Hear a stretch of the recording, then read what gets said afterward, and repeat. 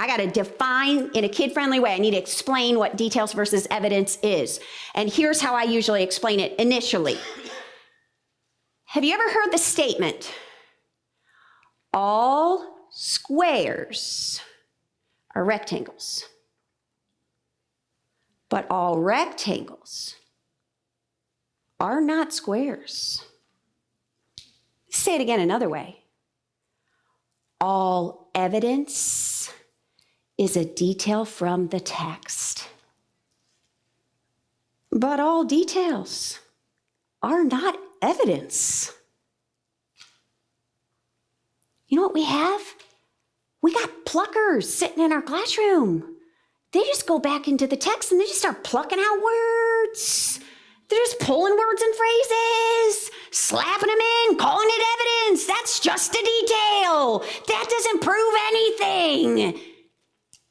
Just because it's words from the text doesn't call it or count it as evidence. We got to be clear about that. But instead of asking a question like we would normally do and waiting for kids to give answers and then asking them for evidence, let's do an evidence sort. Ask the question and give them the answer.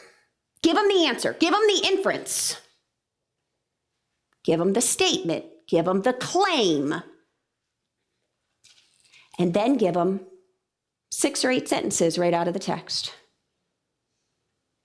And ask them underneath the answer, underneath the claim, underneath the inference that you gave them to sort these 6 or 8 sentences from the original text into that is evidence to back up that inference. That sentence is just a detail from the text.